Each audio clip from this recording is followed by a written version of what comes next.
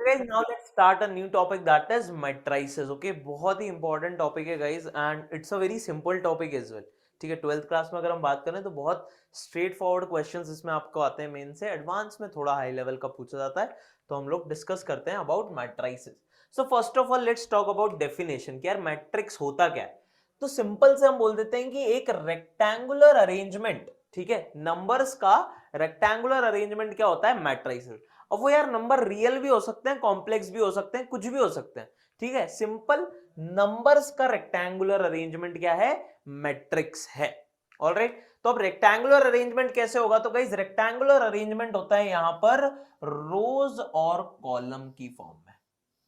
ठीक है, तो जैसे कि अगर गाइस किसी भी मैट्रिक्स को अगर आपको रिप्रेजेंट करना है, so in we will use this square bracket first of all. ठीक है, and any matrix is denoted by capital letters, A B C D, कुछ भी यूज करो आप, कैपिटल लेटर से हम मैट्रिक्स को डिनोट करते हैं. और हमेशा जो यहां पर अरेंजमेंट ऑफ नंबर की बात हुई है, तो वो नंबर्स का अरेंजमेंट स्क्वायर ब्रैकेट्स के अंदर करना है. किस फॉर्मेट में करना है, तो रो और कॉलम की फॉर्मेट में करना है गाइस, रो और कॉलम्स के फॉर्मेट में. ठीक है, तो अगर मैं यहां पर सिंपल यार कुछ इस तरह से नंबर्स का अरेंजमेंट कर देता हूं, ठीक है, तो अब मुझे यहां पर आप बता सकते हैं how many rows and column we have. तो देखो ये पहली रो हो गई. देखो हॉरिजॉन्टल लाइन को हम बोलते हैं रो और वर्टिकल लाइन को हम बोलते हैं कॉलम. ठीक है, पता ही होगा इतना तो, है ना. तो ये क्या हो गई हमारी, ये फर्स्ट रो है ना. तो इस रो में कितने एलिमेंट दिख रहे हैं आपको, 3 एलिमेंट. फिर सेकेंड रो में भी 3 एलिमेंट, और ये हो गई हमारी थर्ड रो. तो हम क्या बोलेंगे कि सर इस मैट्रिक्स में there are 3 rose, R1 R2 and R3. बहुत अच्छी बात है. अब अगर कॉलम की मैं बात करूं तो वर्टिकल जो अरेंजमेंट है नंबर का, वर्टिकल लाइंस, ये क्या है हमारी कॉलम्स हैं. तो इसको हम बोलेंगे कि जैसे ये कॉलम 1 हुआ बेटा, ये कॉलम 2 हुआ, और ये कॉलम 3 हो गया आपका. ठीक है, तो यहां पर आपको दिख रहा है सिंपली हमने क्या करा है, 3 रोज और 3 कॉलम्स में नंबर्स का अरेंजमेंट कर दिया है. तो ये जो है पूरा जो यहां पर सिस्टम आया है, that is nothing but that is called as a matrix. ठीक है, तो यहां पर 3 रो है और 3 कॉलम है. ठीक है, then guys we define something called as order of a matrix. So what is order? So if a matrix is having m rows and n column, then the order of matrix is said to be m cross n. किसी भी matrix में अगर m रोज है और n columns हैं, तो उसका order हम क्या बोलते हैं, order is a term defined for matrices, the order is called to be m cross n. तो जैसे यहां पर मुझे बताओ बेटा ऑर्डर क्या होगा इस मैट्रिक्स हमारे एग्जांपल के लिए, तो सर 3 रो है 3 कॉलम है, तो ऑर्डर हो जाएगा 3 क्रॉस 3. समझ में आया. तो गाइस किसी भी मैट्रिक्स को आप स्क्वायर ब्रैकेट्स के अंदर लिखते हैं, रोज और कॉलम में अरेंजमेंट होता है, और हम एक टर्म डिफाइन करते हैं that is order of a matrix, जो कि क्या होता है m क्रॉस n, जहां पर पहला नंबर m, ये देखो ये चीज याद रखना, पहला नंबर रो का होता है और दूसरा नंबर बेटा आपका कॉलम का होता है. ठीक है, तो ऑर्डर को गाइस हम लोग यहां पर ऐसे भी लिखते हैं किसी भी मैट्रिक्स के लिए. हम मैट्रिक्स लिखने के बाद यहां पर एंड में छोटा सा m क्रॉस n के फॉर्म में हम लोग क्या लिख देते हैं, ऑर्डर लिख देते हैं. तो ये जैसे ऑर्डर हो गया इस मैट्रिक्स का 3 क्रॉस 3. अब यहां पर आपको एक चीज दिख रही होगी, ये 3 into 3 नहीं है, गलती नहीं करना है ना. 3 into 3 ऐसा मत बोल देना सर ऑर्डर 9. अरे नहीं भाई, ऑर्डर को प्रोनाउंस ही ऐसे करते हैं 3 क्रॉस 3, क्योंकि वो क्या इंफॉर्मेशन दे रहा है कि कितने रो और कितने कॉलम है आपके पास, है ना. पहला नंबर रो और दूसरा नंबर कॉलम.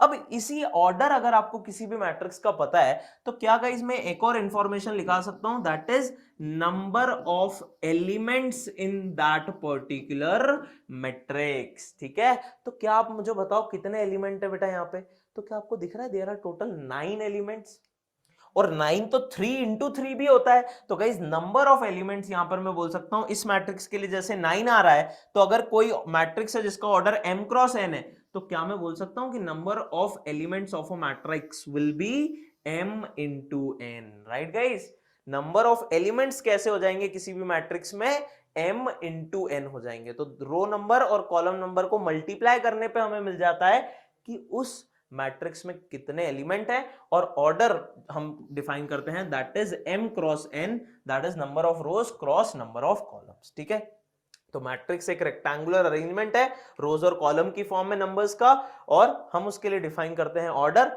और ऑर्डर से ही हमें गाइस एलिमेंट्स भी मिल जाते हैं, ठीक है। अब गाइस किसी भी m क्रॉस n मैट्रिक्स को अगर मुझे लिखना है जिसमें m रोज और n कॉलम है, तो किस फॉर्मेट में लिखते हैं? तो guys this is the format in which we write. तो कैपिटल लेटर से डिनोट कर दिया, ठीक है, स्क्वायर ब्रैकेट्स आपने यूज कर लिए। अब एलिमेंट्स को रोज और कॉलम की फॉर्म में जमा देते हैं। तो गाइज ये देखो, ये आपका रो 1 है और कॉलम 1 है। तो गाइज ये जो फर्स्ट एलिमेंट आ रहा है जिसको हमने लिखा है A11, तो ये 11 जो यहां पर है ये इंपॉर्टेंट है। ये इंपॉर्टेंट क्यों है? क्योंकि इस 11 में जो ये पहला 1 है, the first 1 is giving you the row number in which the element is lying. तो आपको दिख रहा है कि हाँ रो 1 है, और ये जो दूसरा एलिमेंट है ये आपका कॉलम नंबर बता रहा है। तो ये फर्स्ट रो और फर्स्ट कॉलम में है, इसीलिए इसको A11 लिखा है। देखो यहां पर A12, तो रो तो अभी भी 1 है इसलिए पहला नंबर 1, लेकिन कॉलम अभी क्या हो गया बेटा आपका, कॉलम 2 हो गया है, that's why it is A12। तो क्या आपको दिख रहा है कि फर्स्ट रो के सारे एलिमेंट कैसे हो जाएंगे, A11, A12, A13, A1J कुछ आएगा बीच में, और it will go till A1N, क्योंकि हमारे पास टोटल कितने कॉलम्स हैं, n कॉलम्स हैं। और इसी तरह से फिर सेकेंड रो आ जाएगी, तो यहां पर A21, A22 till A2N, A31, A32 till A3N, और ये कहां तक जाएगा, जितने भी रोज हैं आपके पास, तो टोटल रोज कितने हैं हमारे पास, m है बेटा, right, total number of rows are m, so it will go till am1 am2 till amn, all right. तो हम क्या बोलेंगे कि यहां पर इस तरह से हम किसी भी मैट्रिक्स के एलिमेंट्स को अरेंज कर सकते हैं, ऑल राइट। और ऑर्डर क्या है इस मैट्रिक्स का, m क्रॉस n, और आपको दिख रहा होगा बेटा टोटल कितने एलिमेंट होंगे यहां पर, m into n elements, all right. So we can say that Aij, all right, Aij denotes the element of the ith row, ठीक है, ith row and jth column, ठीक है। कोई भी Aij आपने लिया, जैसे A, लेट सपोज मैंने ले लिया A33, यहां पर कोई एलिमेंट, तो इसका मतलब वो थर्ड रो और थर्ड कॉलम का एलिमेंट है, all right. So Aij is the general representation to denote element of ith row and jth column, all right guys। तो इस तरह से हम किसी भी मैट्रिक्स के एलिमेंट्स को निकाल सकते हैं। The above matrix is usually denoted as Aij m cross n, मतलब हमने सिंपली बोल दिया कि इस मैट्रिक्स में किस टाइप के एलिमेंट है, Aij टाइप के, और इसका ऑर्डर अगर आपको m क्रॉस n पता है तो बस i और j की डिफरेंट डिफरेंट वैल्यू पुट करो, 1 से लेके m तक रोज और j की वैल्यू 1 से लेकर n तक, तो आपको डिफरेंट डिफरेंट एलिमेंट्स मिल जाएंगे for this particular matrix, okay. So guys this is all the basics of matrices, ठीक है। ऑर्डर क्या होता है, m क्रॉस n, ठीक है, नंबर ऑफ एलिमेंट होते हैं m इंटू n, और Aij की फॉर्मेट में हम लोग एलिमेंट्स को लिस्ट डाउन कर सकते हैं, जहां i क्या है, रो नंबर, और j क्या है, कॉलम नंबर, ठीक है। चलो अब एक क्वेश्चन देखते हैं, ठीक है। आप सोच रहे होंगे सर अभी कुछ पढ़ा ही नहीं और आप तो क्वेश्चन ले आए। बहुत इजी सा क्वेश्चन है यार। आपको बोला गया है कि एक मैट्रिक्स है Aij और यहां लिखा है 3 क्रॉस 2। बेटा 3 क्रॉस 2 का मीनिंग बताइए क्या होगा? इसका मतलब है order of the matrix is 3 cross 2। 3 मतलब 3 रो होंगी और 2 मतलब 2 कॉलम्स होंगे। Where Aij is 2i minus 3j। तो देखो Aij equal to 2i minus 3j का क्या मतलब है? तो पहले तो इस मैट्रिक्स को हम लिखते हैं। तो आपको गाइस गिवन है कि इस मैट्रिक्स में 3 रोज होने वाली हैं और 2 कॉलम्स होने वाले हैं, ठीक है। 3 क्रॉस 2 मैं लिख देता हूं। And elements of this matrix is of the form Aij। तो मुझे बताओ फर्स्ट एलिमेंट क्या, A11 लिखूंगा मैं, रो 1 कॉलम 1। दूसरा आ जाएगा A12, first row second column. अब तीसरा एलिमेंट नहीं लिखोगे क्योंकि 2 ही कॉलम है, ठीक है। फिर यहां पर बेटा आ जाएगा second row first column, so A21, A22, A31 and A32। Can you clearly see I am having 3 rows and 2 columns, ठीक है। ऑर्डर 3 क्रॉस 2 था। तो इस तरह से मेरे पास A मैट्रिक्स में 6 एलिमेंट्स आ गए, right. This is how I have 6 elements in this particular matrix. Now guys, ठीक है, ये अरेंजमेंट ठीक है, बट यहां पर I have to also find values of these elements as well. And guys for finding that values only this kind of relation is given to me, ठीक है। तो Aij की वैल्यू मुझे 2i माइनस 3j अगर given है, so guys 1 by 1 I can find all these elements, okay. So let's start with A11। So it will be 2 into 1 -3 into 1 that will be -1. Then A12 कितना होगा guys? So 2 into 1, I क्योंकि 1 है, अब J की value देखो 2 हो गई है तो ये आ जाएगा 3 into 2, so that will be 2 minus 6 minus 4. Then A21 क्या हो जाएगा? अब I का वैल्यू बेटा 2 पुट कर देते हैं तो ये हो जाएगा 2 into 2 minus 3 into 1, that is 4 minus 3 equal to 1. A22, so 2 into 2 minus 3 into 2, that will be -2. 4 minus 6 हो गया, सिंपली -2 हो जाएगा, ठीक है. A31 फाइंड कर लो अब, है ना. A31, so 2 into 3 minus 3 into 1, that will be 6 minus 3, so that will be 3. And finally guys बेटा A32, that will be 2 into I minus 3 into 2. तो गाइस क्या आपको दिख रहा है, ये कैंसिल होकर कितना आ जाएगा? 0.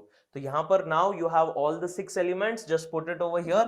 तो मैट्रिक्स ए बेटा कितना आ जाएगा आपका?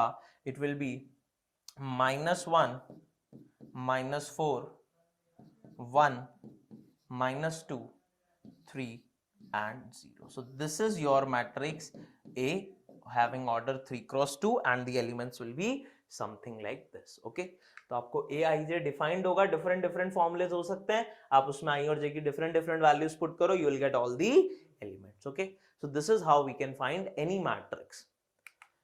Let's see the next question guys. Okay, solution we have already seen. हाँ, अब नेक्स्ट क्वेश्चन देखते हैं.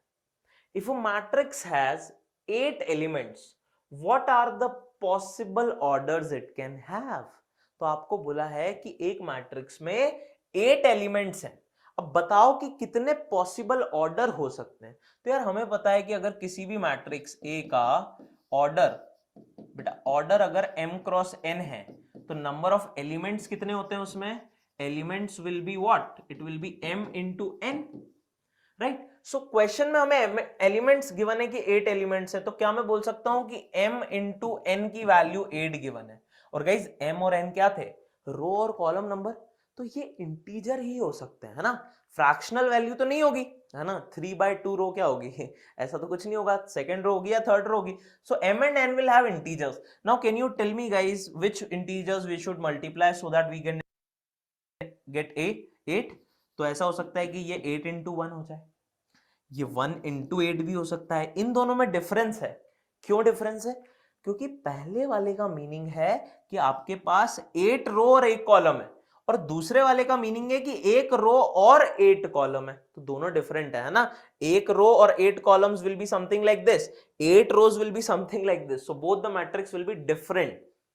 ठीक है. अच्छा, तो 8 into 1 ठीक है 8 होता है, 1 into 8 हो गया. और कोई तरीका? हाँ बिल्कुल, 4 into 2 भी लिख सकते हैं बेटा. और अगर 4 into 2 लिख सकते हैं सर, तो 2 into 4 भी लिख सकते हैं.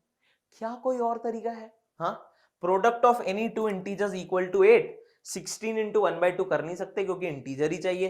तो आई थिंक और तो कोई मेथड है ही नहीं, right. So these are the 4 possible combinations which on multiplying are giving us 2. तो क्या मैं बोल सकता हूं कि नंबर ऑफ ऑर्डर्स कितने हो जाएंगे? Number of possible orders will be 4, these 4. okay, so you can say the number of possible orders will be equal to 4. There will be 4 possible matrix which will have 8 elements and these are their orders. all right, so इसका correct answer आ जाएगा बेटा 4. all right, solution we have seen. one more question.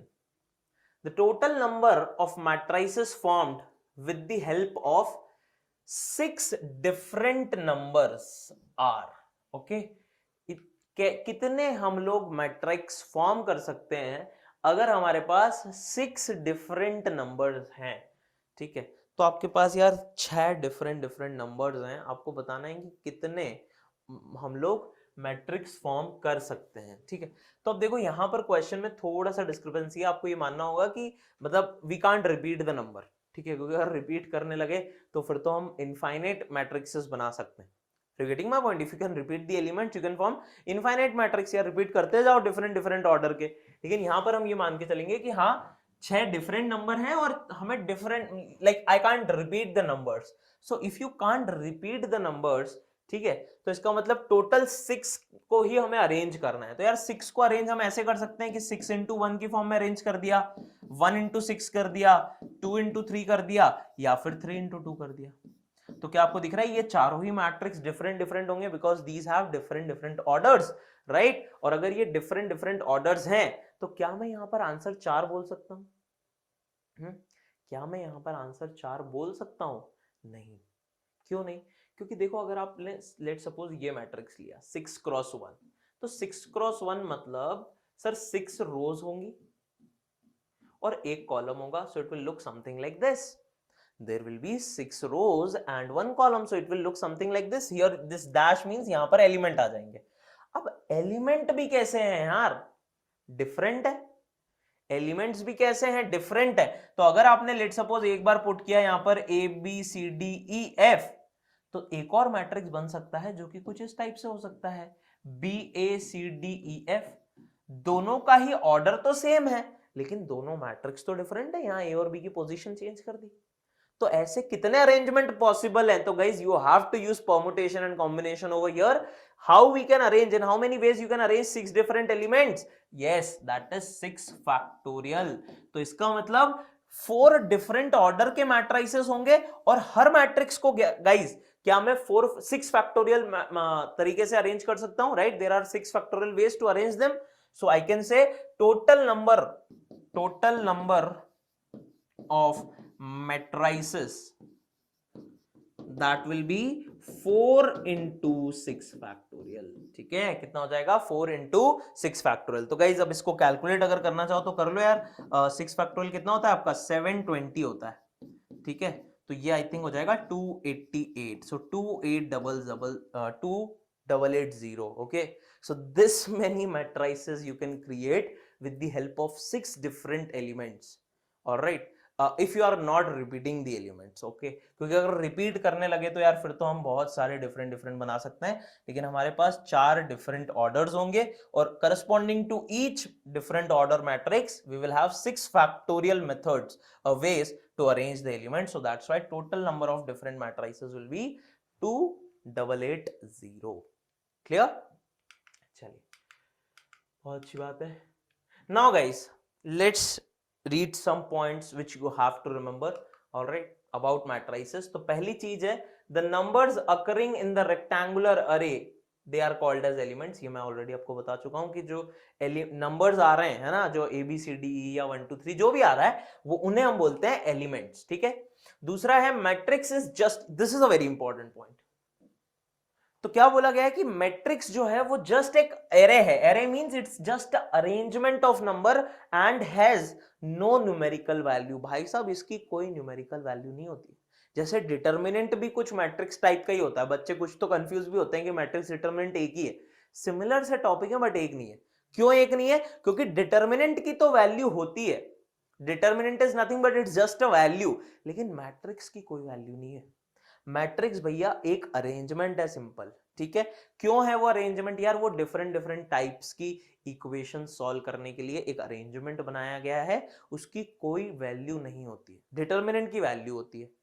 ठीक है, लेकिन matrix की कोई value नहीं होती, वो जस्ट एक अरेंजमेंट है. और हम देखेंगे कि बेसिकली मैट्रिक्स में हम लोग डिफरेंट टाइप्स ऑफ ऑपरेशन भी परफॉर्म कर सकते हैं. जैसे नंबर के लिए आप करते हो वैसे ही सेम मैट्रिक्स भी एक अरेंजमेंट है और उसके लिए हम लोग डिफरेंट ऑपरेशंस परफॉर्म कर सकते हैं, है ना.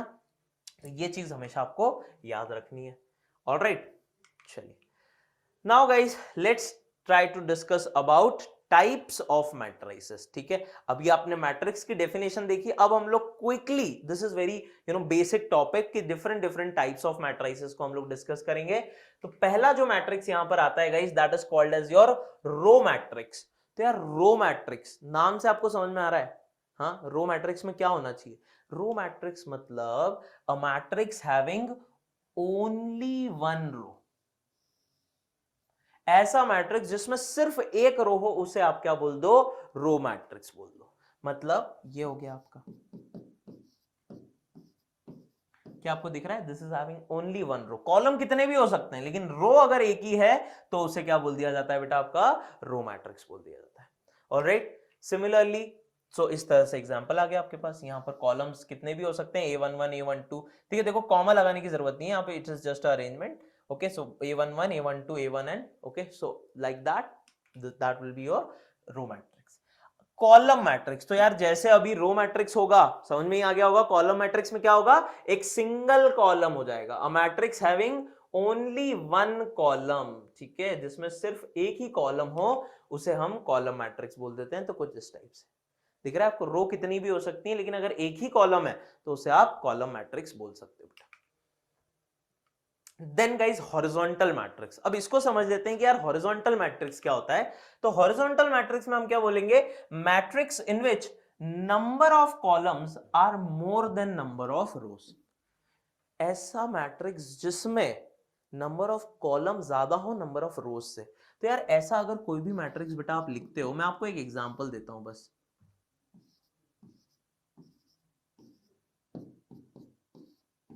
ये मैट्रिक्स दिख रहा है, इसमें रोज 2 है और कॉलम 4 है, 2 क्रॉस 4 इसका ऑर्डर हो जाएगा। So columns are 4, row is only 2। तो क्या आपको दिख रहा है, दिख ही रहा होगा ना कि यार ये हॉरिजॉन्टल है ना।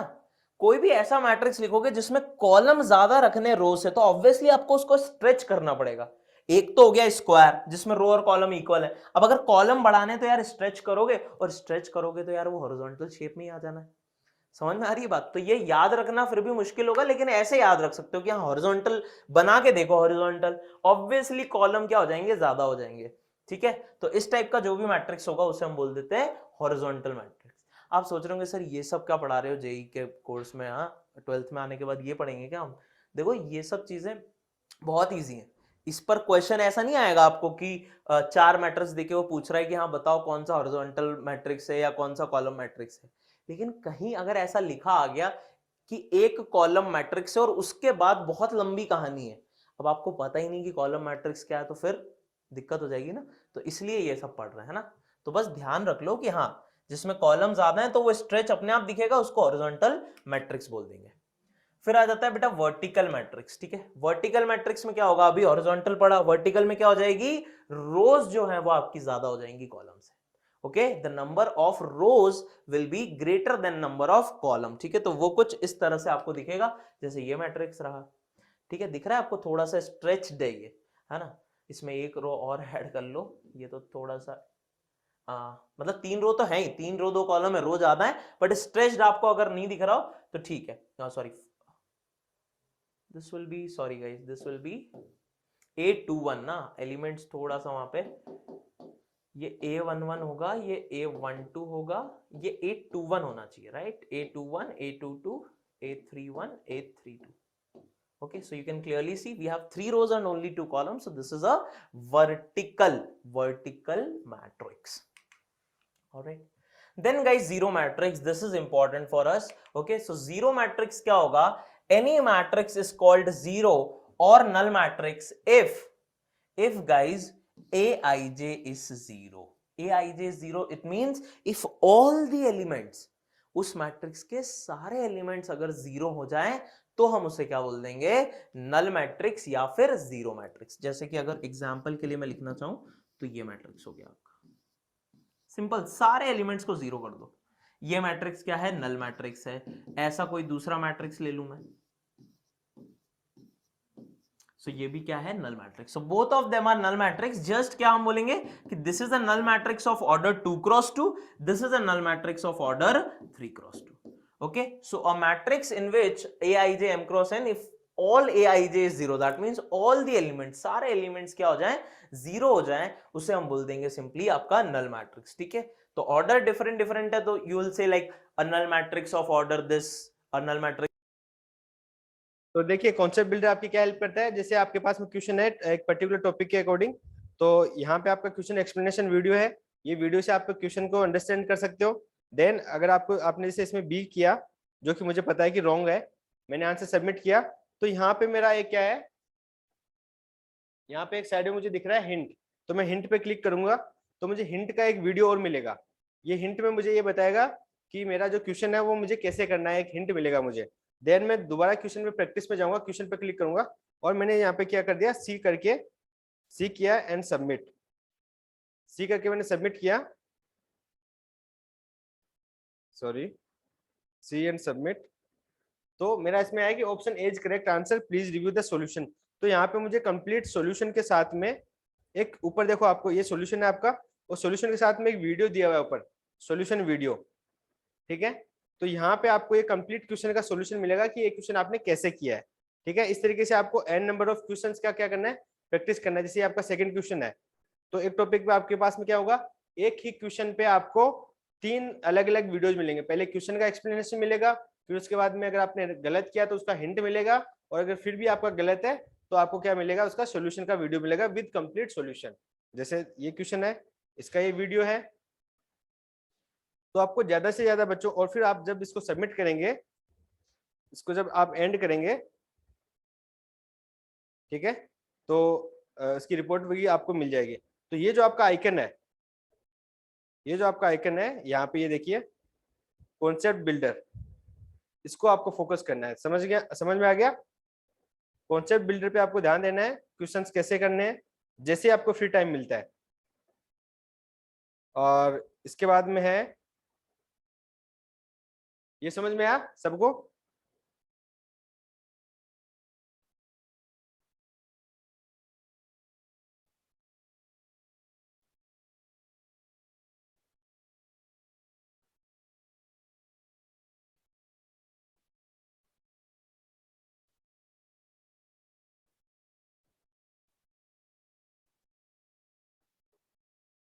Equal to 0 and guys it is denoted by capital O। ठीक है, कैसे डिनोट करते हैं, sorry, we denote it with capital O। जैसे इसको हम क्या बोलेंगे, this is a null matrix of order 2 cross 2। ठीक है, this is a null matrix of order 3 cross 2। ठीक है, तो नल मैट्रिक्स में एक बड़ा सा कैपिटल O आप ले लीजिए, वो होगा आपका null matrix. Then next guys is your square matrix. तो यार अभी आपने हॉरिजॉन्टल देखा, वर्टिकल देखा, स्क्वायर मैट्रिक्स क्या होगा इमेजिन कर पा रहे हो, जो स्क्वायर जैसा दिखे। और यार स्क्वायर जैसा दिखने के लिए क्या कंडीशन होनी चाहिए, उसमें रोज और कॉलम जो हैं वो इक्वल होने चाहिए। Yes, so a matrix having equal number of rows and column is simply called as square matrix. जिसमें रो और कॉलम दोनों इक्वल हो तो वो क्या हो जाएगा हमारा, आपका स्क्वायर मैट्रिक्स हो जाएगा। ठीक है, तो अब देखो स्क्वायर मैट्रिक्स में एक इंपॉर्टेंट पॉइंट बेटा, if a matrix has n rows and n columns, ठीक है, इक्वल है तो मतलब n ले लिया। तो अब देखो ऑर्डर जब आप लिखते हो मैट्रिक्स का, किसी भी मैट्रिक्स का, तो हम क्या यूज करते थे, m cross n, number of rose cross number of columns. यहां तो दोनों ही इक्वल होंगे हमेशा, तो वो n cross n, 2 cross 2, 3 cross 3 इस टाइप का आएगा। तो instead of writing it as n cross n, same elements twice, we also write order of the matrix है सिंपली n। ठीक है, स्क्वायर मैट्रिक्स का ऑर्डर सिंपली आप n लिख सकते हो। ठीक है, तो जैसे कि अगर बेटा मैंने ऐसा कोई एलिमेंट लिया, ऐसा कोई मैट्रिक्स लिया, let's suppose, so this is a matrix of order 2 cross 2, so I can also say that order of this matrix is 2. ठीक है, so if anywhere in the question you are seeing order of matrix is 3, 3 का मतलब है कि वो एक square matrix होगा, otherwise तो वो m क्रॉस n फॉर्मेट में देता ना, तो 3 दे दिया मतलब 3 क्रॉस 3 हो गया, और 3 क्रॉस 3 मतलब स्क्वायर मैट्रिक्स। ठीक है, so order of a square matrix is given by a single element n as well। ये आपको याद रखना है, okay, this point you have to remember. तो ये आपका एक जनरल अरेंजमेंट हो गया बेटा। देखो इसमें n रोज हैं, ये दिख नहीं रहा होगा कि इसमें डैश डैश डैश है बेटिकल, लेकिन यहाँ पर देखो आप a n1n, तो 1 से लेकर n तक n रोज हैं बेटा आपके पास, और कॉलम्स भी कितने हैं, देखो 1 2 3 टिल n। ओके, सो n रोज n कॉलम्स, तो रोज और कॉलम्स अगर इक्वल हैं तो हम क्या बोल देंगे कि ये मैट्रिक्स एक स्क्वायर मैट्रिक्स है। Alright, this is a square matrix.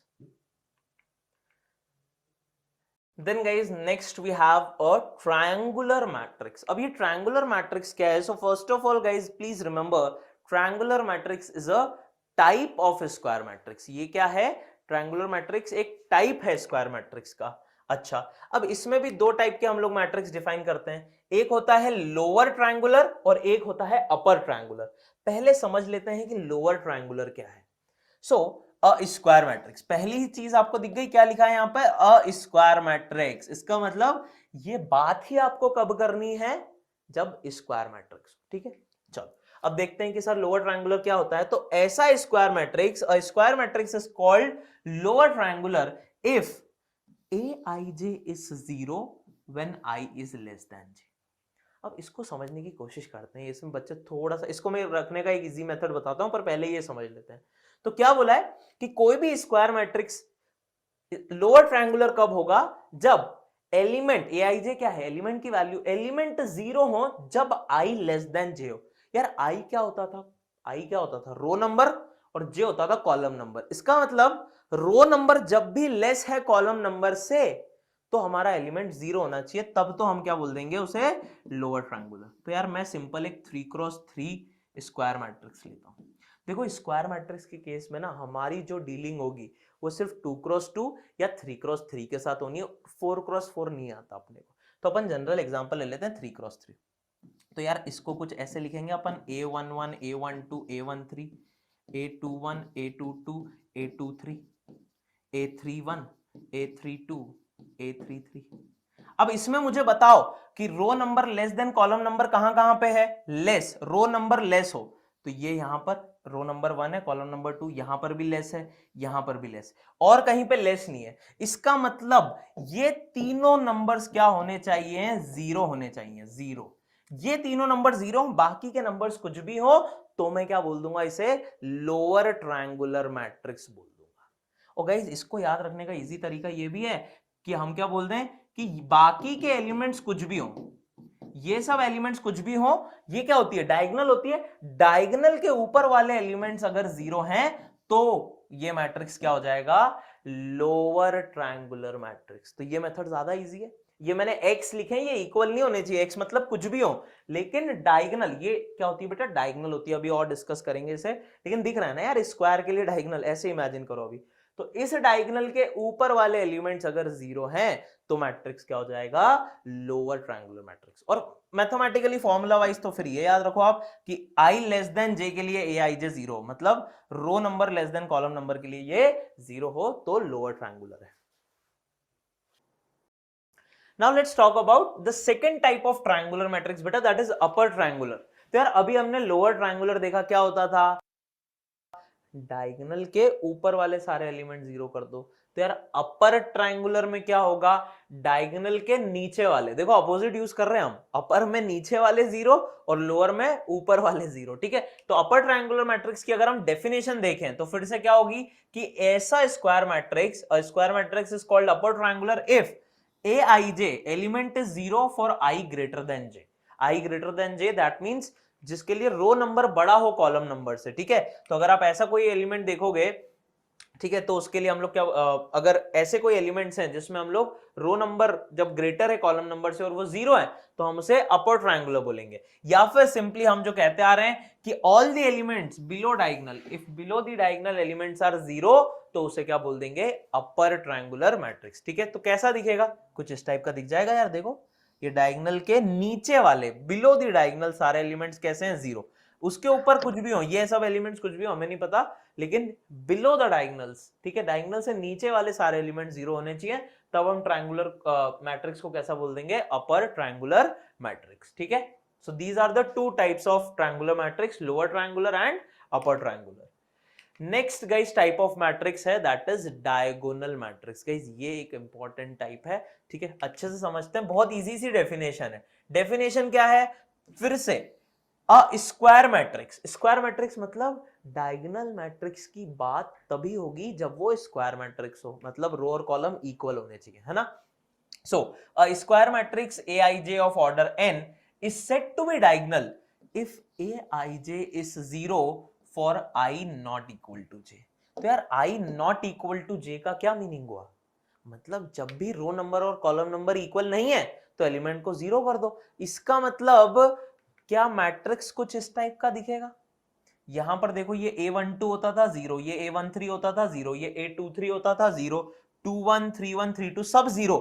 तो इसका मतलब क्या मैं बोल सकता हूं कि डायगोनल एलिमेंट्स में, डायगोनल मैट्रिक्स में सिर्फ ये जो एलिमेंट्स हैं आपके जहां पर i इक्वल टू j है वही एलिमेंट्स नॉन जीरो होंगे, बाकी सारे एलिमेंट्स कैसे होने चाहिए, 0 होने चाहिए, ठीक है। तो गाइज यहां पर हम लोग डायगोनल एलिमेंट्स किसे बोलते हैं, elements in which i is equal to j, है ना। वैसे तो स्क्वायर की डायगोनल ये भी होती है, बच्चे कई बार कंफ्यूज होते हैं कि सर डायगोनल तो ये भी होती है स्क्वायर की, ज्योमेट्री से नहीं बोलते हम लोग क्या बोलते हैं, डायगोनल क्या है, diagonal of a matrix basically you can say, or what are the diagonal elements? So diagonal elements of a square matrix are the element in which I is equal to j. मतलब row number और column number दिख रहा है equal है, तभी इन्हें diagonal element बोला जा रहा है। और डायगोनल मैट्रिक्स कब बोला जाएगा? जब नॉन डायगोनल एलिमेंट्स सारे कैसे हो जाएं? जीरो। ठीक है, तो डायगोनल मैट्रिक्स को इस तरह से भी आप डिफाइन कर सकते हो, all the elements of square matrix other than diagonal elements are zero. ठीक है, अगर ऐसा हो रहा है किसी मैट्रिक्स में तो उसे हम क्या बोल देंगे? Diagonal matrix. Guys diagonal matrix को डिफाइन करने का एक तरीका इस तरह से भी होता है, ये एक तो आपको स्टैंडर्ड मेथड है, स्क्वायर ब्रैकेट्स के अंदर हमने लिख दिया, या फिर दूसरा मेथड इस तरह से भी है। इस सेम मैट्रिक्स को मैं इस तरह से भी लिख सकता हूं, ओके, DIA या फिर DIAG। दैट मींस ये लिखने से क्या कंफर्म हो गया कि वो एक डायगोनल मैट्रिक्स है और उसके डायगोनल एलिमेंट्स यहां पर कॉमा करके आप लिख दो 2 3 5, तो यहां पर क्या आ जाता? 2 3 5, बाकी सारे एलिमेंट जीरो, क्योंकि डायगोनल मैट्रिक्स है। Okay, so this is another way of writing a diagonal matrix. ठीक है, तो डायगोनल मैट्रिक्स की डेफिनेशन क्या है? A matrix in which all the elements other than diagonal elements are zero. ठीक है, अच्छा अब इसमें एक चीज और है, क्या डायगोनल एलिमेंट्स भी जीरो हो सकते हैं? नॉन डायगोनल एलिमेंट तो जीरो होने ही चाहिए, पर क्या डायगोनल एलिमेंट भी जीरो हो सकते हैं? तो देखो यार, अगर सारे जीरो हो गए तो फिर तो ये नल मैट्रिक्स हो जाएगा, तो हम बोलेंगे कि एटलीस्ट एक नॉन जीरो होना चाहिए डायगोनल मैट्रिक्स होने के लिए। बात समझ में आई ना? एटलीस्ट एक तो नॉन जीरो होना ही चाहिए, तभी हम उसे डायगोनल मैट्रिक्स बेटा बोलेंगे। ठीक है, so this is all about your diagonal matrix. All right, so here the another type of denotation which I was talking about, diagonal matrix of order n is denoted as DIAG. okay, diagonal, तो इसको लिखने से क्या confirm हो गया कि ये एक डायगोनल मैट्रिक्स है और उसके एलिमेंट्स यहाँ पर आप कॉमा करके लिख दो, तो उनको आप डायगोनल के अराउंड क्या कर दो? अरेंज कर दो, सिंपल। ठीक है, so this is a special type of diagonal matrix guys, sorry, square matrix. okay, now after diagonal matrix guys, alright, so diagonal matrix is both upper and lower triangular. सीधी सी बात है यार, diagonal के नीचे वाले element भी zero है और ऊपर वाले भी जीरो है, तो ये लोअर और अपर दोनों टाइप का ट्रायंगुलर मैट्रिक्स भी होगा। Okay, now guys next we have something called as scalar matrix. Okay, अब स्केलर मैट्रिक्स क्या है? तो scalar matrix is a diagonal matrix in which all the diagonal elements are same. ठीक है, तो ये स्केलर मैट्रिक्स एक टाइप है डायगोनल मैट्रिक्स का, जिसमें हम क्या बोलेंगे कि अगर first of all diagonal matrix है, तो फिर से मैं एग्जांपल 3x3 ही ले रहा हूं गाइस। तो first of all diagonal matrix है, तो नॉन डायगोनल एलिमेंट्स को तो जीरो कर दिया।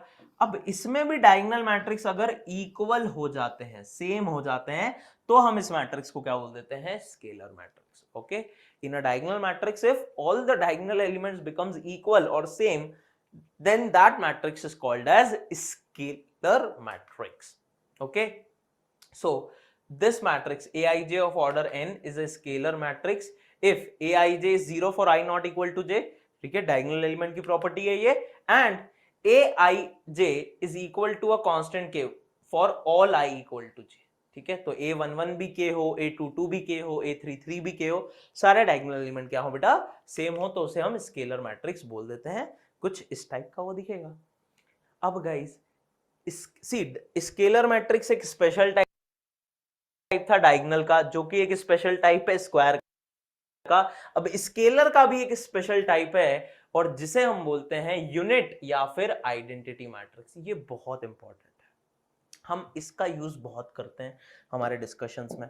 तो अब इसकी डेफिनेशन क्या है? तो ऑब्वियस सी बात है, ये टाइप ऑफ डायगोनल है ना, तो हम बोलेंगे unit matrix is a diagonal matrix in which all the diagonal elements are unity. मतलब कि अगर सारे एलिमेंट्स डायगोनल मैट्रिक्स है, तो अगर डायगोनल मैट्रिक्स के diagonal elements equal to unity मतलब 1 हो जाते हैं, तो हम उसे क्या बोल देते हैं? एक identity matrix. That means this is your identity matrix of order 3x3। तो guys you can also write it as I3.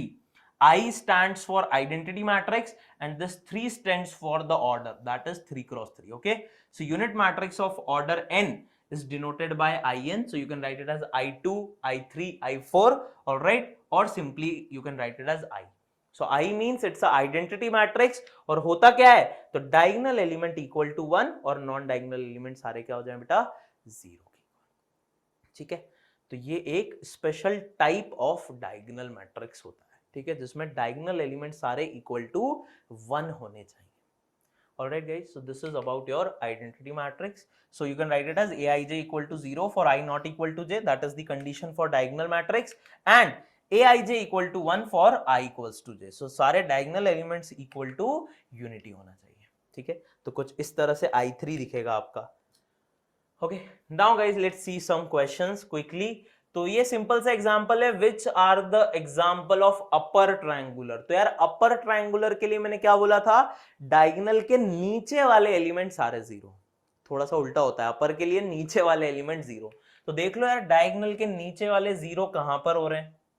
हाँ, डायगोनल के नीचे वाले एलिमेंट्स क्या यहां पर भी जीरो है तीनों, और यहां पर भी तो तीनों जीरो हैं. तो ये सी और डी दोनों ही क्या हैं आपके अपर ट्रायंगुलर मैट्रिसेस हैं, अपर ट्रायंगुलर मैट्रिसेस. ठीक है, यहां पर ये 2 नॉन जीरो आ गया, यहां पर ये 2 नॉन जीरो आ गया, तो ये दोनों नहीं होंगे, बट सी और डी दोनों ही कैसे हैं हमारे upper triangular matrix. Alright, okay, solution we have seen. Next question guys, next question क्या है, minimum number of zeros in an upper और lower triangular matrix of order n. तो मिनिमम कितने जीरो होंगे ही होंगे. देखो मैक्सिमम मिनिमम क्यों बोला है, देखो मैं एग्जांपल लेता हूं.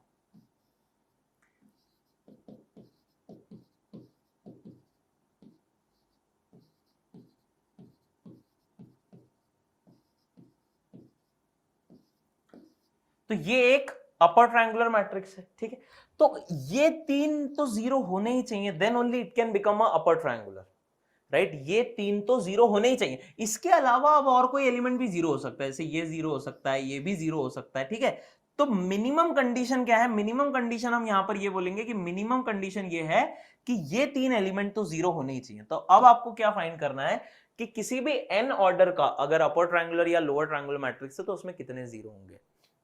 ओके, तो गाइस इसमें सिंपल सा लॉजिक है, आप ठीक है, उसमें अगर number of zeros below the diagonal आपको फाइंड करने हैं एंड ऑर्डर इज n, तो पहली रो में तो कोई भी एक भी एलिमेंट जीरो नहीं होना चाहिए क्योंकि डायगोनल के बिलो की बात कर रहे हैं. फिर जैसे ही आप सेकंड लोगे तो यहाँ एक आ जाएगा, जैसे ही थर्ड रो आएंगे यहाँ पर 2 आ जाएगा. ठीक है, और ऐसे करते करते अगर मैं लास्ट रो में जाऊं तो लास्ट रो में सारे ही एलिमेंट हमें जीरो करने पड़ेंगे इंस्टेड ऑफ दिस वन.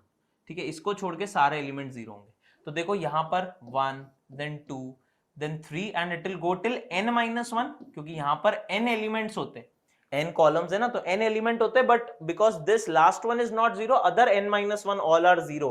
तो अब आप क्या कर दो, इनको ऐड कर दो, तो नंबर ऑफ जीरोस कितने आ रहे हैं, 1 plus 2 plus 3 till n minus 1. And guys this is what, this is sum of first n minus 1 natural numbers. तो वो कितना आ जाएगा, n minus 1, see sum of n natural number होता है n into n minus 1/2. तो sum of n minus 1 natural number कितना हो जाएगा, n minus 1 n minus 1 minus 1, that will be n minus 2 upon 2. So these are the minimum number of zeros for a upper, और सी upper triangular के लिए same चीज repeat हो जाएगी, है ना, उसके लिए जस्ट सेम चीज रिपीट हो जाएगी. तो these are the minimum number of zeros for a upper triangular और lower triangular. वेरीफाई कर सकते हो, n को 3 पुट करो, देखो 3 आंसर आ जाएगा. 3 minus 1 2 and 3 minus 2 is 1. 3 minus 1 is 2, so this will get cancelled and 3 minus 2 is 1. तो ये तो 1 आ रहा है यहाँ पर. Are we doing any kind of mistake? 1 0 2 0 and this will go till n minus 1. तो 1 plus 2, sorry, this will be n into n plus 1/2 ना. सम of n natural number क्या होता है, n into n plus 1/2. तो वो आ जाएगा n की जगह n minus 1 और n plus 1 की जगह क्या आ जाएगा n, तो ये आ जाएगा n into n minus 1/2. Now if you put 3, so 3 minus 1 2 will get cancel, n की वैल्यू 3 आ गई, जो कि यहाँ पे आपको दिख रहा है 3 नंबर ऑफ जीरोस है. ठीक है, सम ऑफ n नेचुरल नंबर क्या होता है, n into n plus 1/2. तो n की जगह n minus 1 पुट करोगे तो ये आंसर आ जाएगा. ठीक है, so these are the minimum number of zeros in a upper triangular or lower triangular.